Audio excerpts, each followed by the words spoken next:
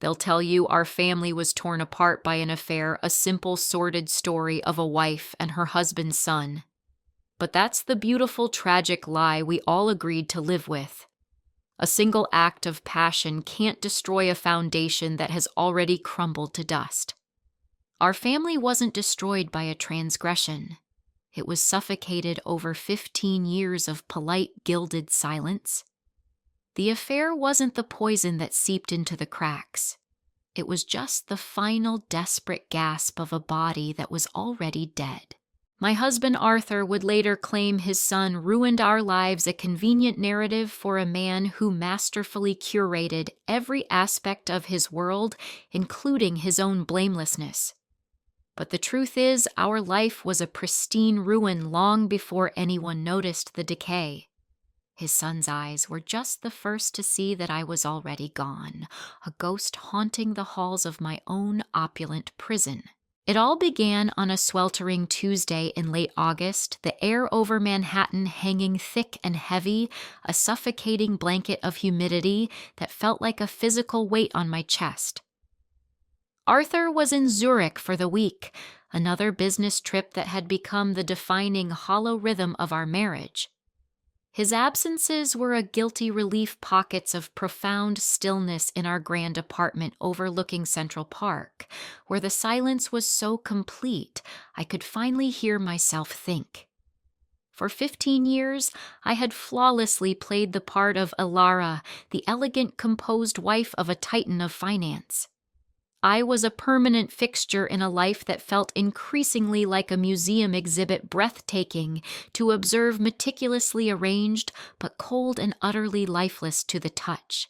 At 45, I had perfected the art of disappearing in plain sight, my smile a shield, my grace, a practiced deception. That afternoon, seeking refuge from the oppressive heat and the even more oppressive emptiness of my own existence, I retreated to our master bedroom. It was a cavernous space of dark mahogany and heavy silk curtains that blocked out the aggressive afternoon sun, transforming the room into a cool, quiet tomb. I thought I had turned the antique brass lock on the door. It was a fatal miscalculation. Sinking onto the edge of the king-sized bed, a vast, empty expanse that Arthur and I hadn't truly shared in years, I finally allowed the mask to crumble. A single silent tear traced a hot path down my cheek, a traitorous drop of warmth in the sterile coldness of my life. Then another and another. It wasn't a storm of grief, but a quiet, hopeless leak, the kind that signals a foundation has been irrevocably compromised. I was mourning a life I was still technically living, a specter at my own funeral, grieving the woman I might have been. That's when the heavy door creaked open. I froze, my hand flying to my face in a pathetic attempt to hide the evidence of my sorrow. But it was too late.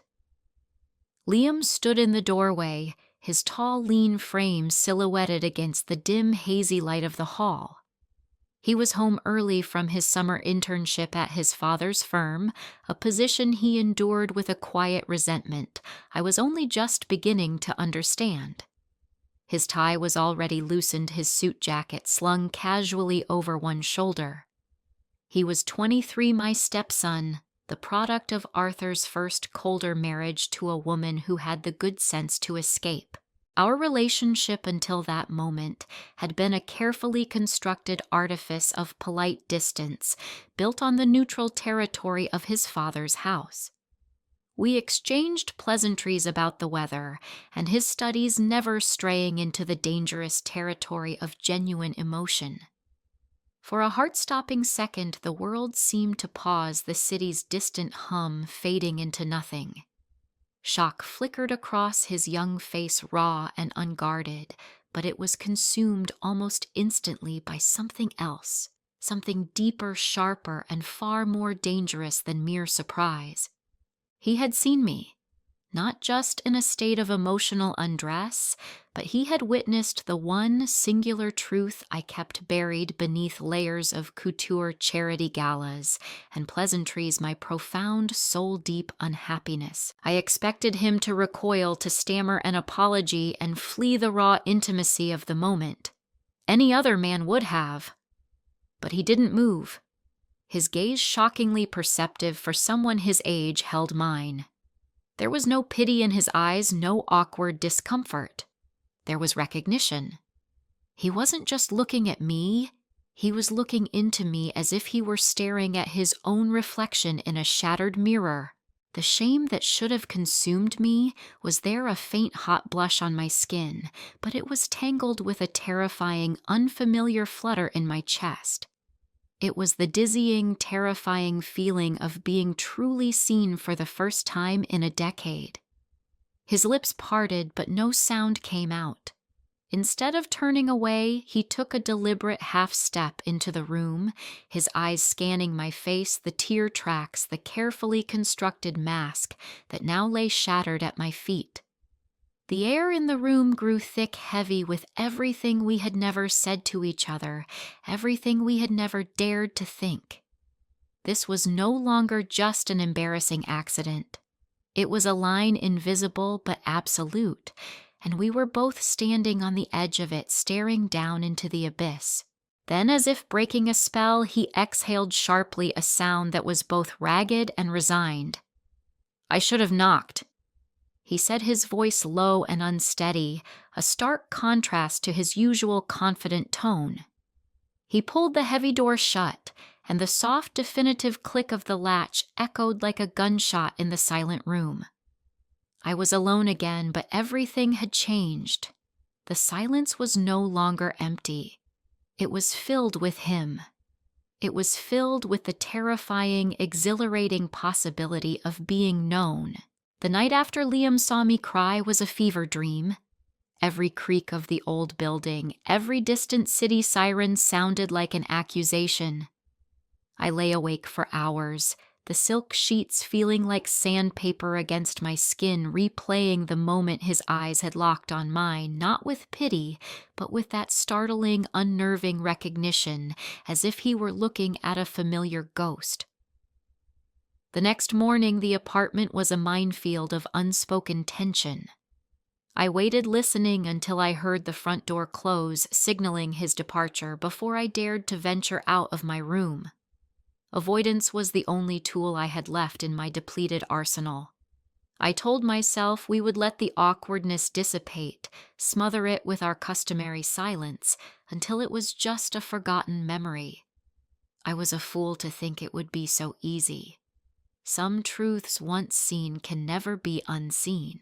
That evening, the heat wave that had been strangling the city for days broke with a theatrical, violent vengeance. The sky turned a bruised, angry purple, and the city's overstrained power grid finally gave up. One moment the apartment was filled with the soft glow of lamps and the constant reassuring hum of the air conditioner. The next, we were plunged into an oppressive, inky blackness. I gasped, my heart leaping into my throat. The sudden absolute darkness was disorienting, a physical entity that swallowed all light and sound. "Alara, you okay?" Liam's voice came from the living room, closer than I expected. It was calm, but I could hear the undercurrent of tension, the same charge that now permanently existed between us. "I'm fine." I called back, my own voice shakier than I liked. "The power's out everywhere, it seems." My hands fumbled in a kitchen drawer where I knew we kept emergency candles. My fingers, trembling, slightly brushed against a book of matches just as I felt his presence behind me, a sudden radiating warmth in the cool, dark air. His proximity was a brand. "We should find a flashlight." He said, his voice a low murmur that seemed to vibrate right through me. The air between us was electric, charged by the darkness and the shared forbidden memory of what he'd seen. I turned the unlit candle over and over in my hand, the wax smooth and cool beneath my fingers. "I think there's one in the..." I moved too quickly, turning to face him in the disorienting blackness. My shoulder brushed against his chest. We both froze. It was a simple, accidental touch, but in the charged atmosphere, it felt like a lit match dropped on a trail of gasoline. I could feel the solid warmth of his body through the thin, expensive fabric of his shirt. I could smell the faint, clean scent of his skin mixed with the coming rain. I could hear the sharp, small intake of his breath. Time slowed, stretching into a dangerous, suffocating beat. 1 second. 2. 3. Sorry, he whispered, his voice thick, rough. Didn't see you. I should have stepped back. I should have laughed it off, made a joke, and broken the spell. I did neither. Paralyzed, I remained where I was, my body still lightly, almost imperceptibly pressed against his. He didn't move away either. Slowly, as if testing the boundaries of this fragile, terrifying new reality, his hand came up. His fingers brushed against my waist, ostensibly to steady me, but the touch was anything but innocent.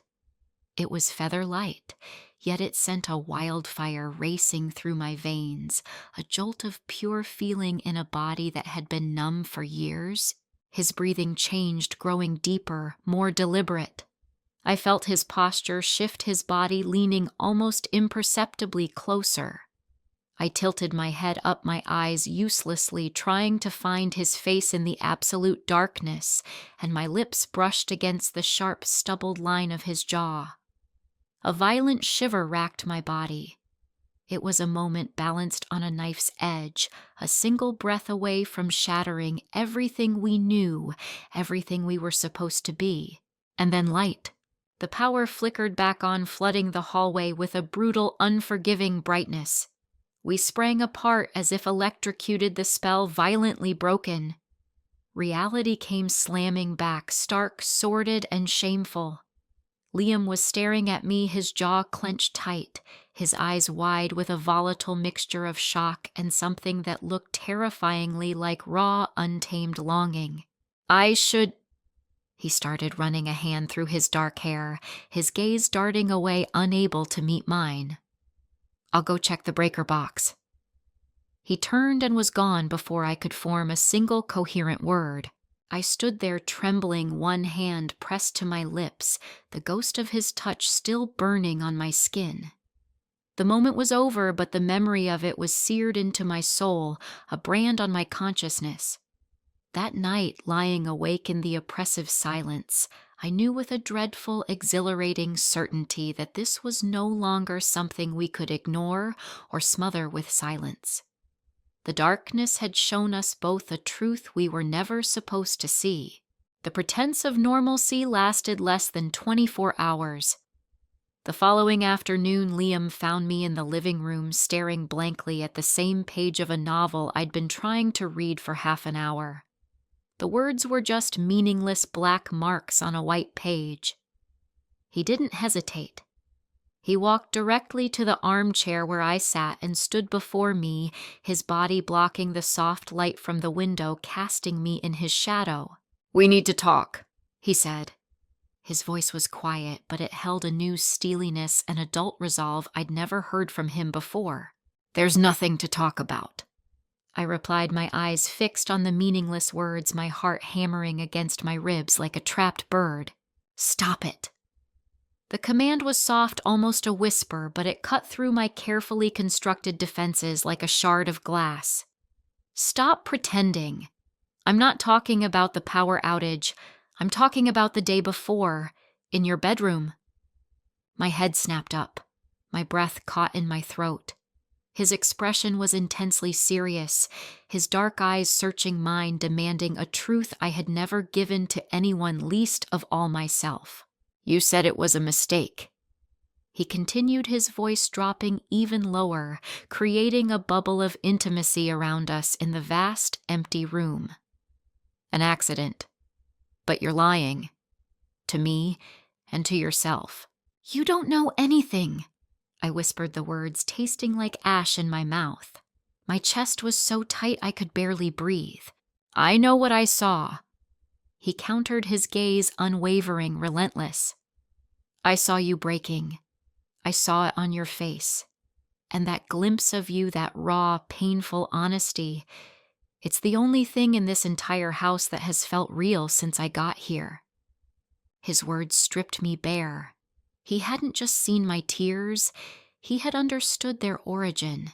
He had seen the lie of my life, the gilded cage Arthur had so lovingly built around me, and he was giving it a name. He saw the emptiness I tried so desperately to conceal. It was both terrifying and intoxicatingly liberating. Tears hot and unwelcome burned behind my eyes. I thought I was used to it. I confessed, the words tumbling out of me, a dam of unspoken sorrow finally breaking. The silence, the loneliness. But some days it's just... My voice broke, shattered by the weight of a decade and a half of silent suffering. He knelt in front of me, then closing the remaining space between us. He didn't touch me, not yet. He just held my gaze, his own, filled with a fierce, protective empathy that felt more intimate than any caress. You shouldn't have to get used to it, he said softly, his voice a balm on my raw nerves. Someone like you shouldn't be invisible. My breath hitched. And that's when his hand came up warm and steady to cover mine where it rested trembling on the arm of the chair.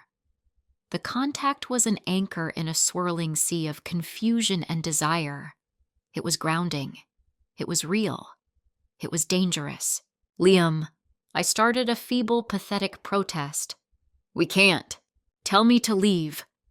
He challenged, his thumb beginning to graze the side of my hand, a simple, deliberate motion that sent a tremor through my entire body. If this is a mistake, Ilara, tell me to walk away right now, and I will. I opened my mouth. The words were there, waiting on my tongue. Go. This is wrong. Leave me alone. They were the right words, the sane words. But they caught in my throat, strangled by 15 years of unspoken longing of being a beautiful object in a man's collection.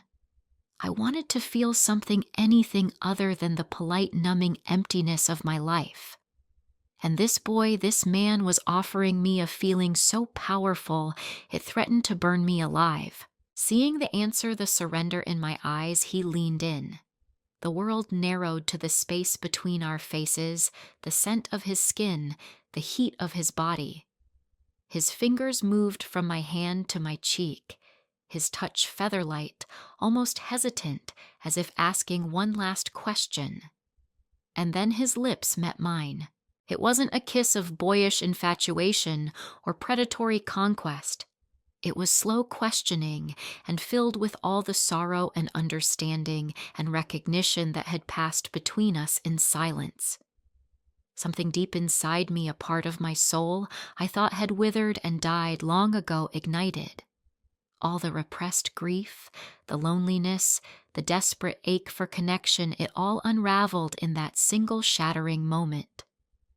I didn't push him away. I kissed him back, my hand tangling in the front of his shirt, pulling him closer, anchoring myself to him. It was a betrayal. It was a surrender. It was the most alive I had felt in my entire adult life. And I knew, with the kind of chilling clarity that precedes a disaster, there was no going back. The days that followed were a fever dream of stolen moments, frantic, whispered conversations in darkened hallways, and shared glances across a room that held more electricity than a lightning storm, all under the roof of the man we were both betraying. We were careless high on the intoxicating thrill of our shared secret, two prisoners staging a rebellion. But the real danger wasn't my feelings or his. The real danger was Maya. She was Liam's ex-girlfriend, a girl he had unceremoniously broken up with at the beginning of the summer. One evening, a week before Arthur was due home from Zurich, my phone buzzed with a text from an unknown number. "I know what you're doing." My blood turned to ice. A second message appeared almost instantly, a grainy, long-lens photo of Liam and me walking by the river that afternoon, his hand resting possessively on the small of my back. "You think no one notices? He always comes back to me. You're just a sad old woman he's using to get back at his father. Arthur should know what his perfect wife is up to." Panic, sharp, suffocating, and absolute seized me. I showed the text to Liam.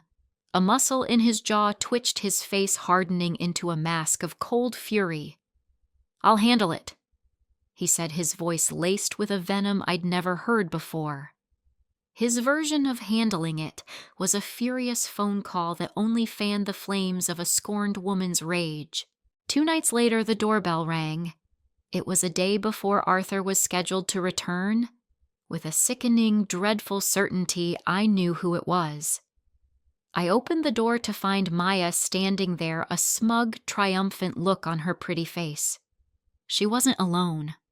Arthur was beside her, his face a thunderous mask of controlled fury, his eyes like chips of ice. "Arthur!" Maya said, her voice dripping with a cloying faux sympathy. "I am so sorry to be the one to have to do this. Maya was just telling me a very interesting story, Alara." Arthur said, his voice eerily calm, as he stepped past me into the house he owned, the life he owned, the wife he owned. "About my wife and my son." He turned to face me, his composure a terrifying veil over the volcanic rage beneath. "Tell me she's lying." The words echoed in the grand foyer. I looked at his face, at the handsome man who had become a complete stranger to me, a business partner in the enterprise of our marriage. And in that moment, all the fear and guilt were eclipsed by a sudden, shocking clarity. I couldn't lie anymore. I was done with the silence. My silence was his answer, his carefully controlled facade shattered. "How long?" He breathed the words, laced with a disgust that was almost physical. "In my own home. With my own son."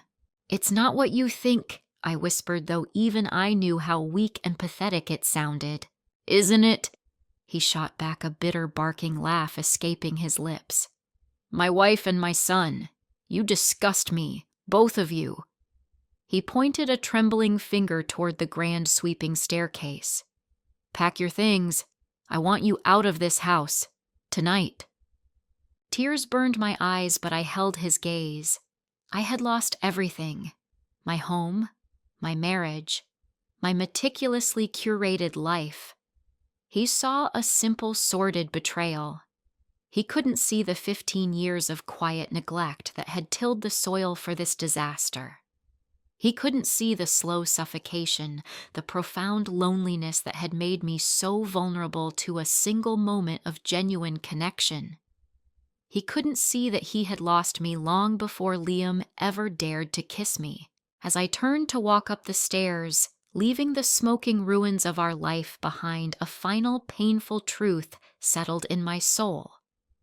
This was not the story of a woman who fell for her stepson.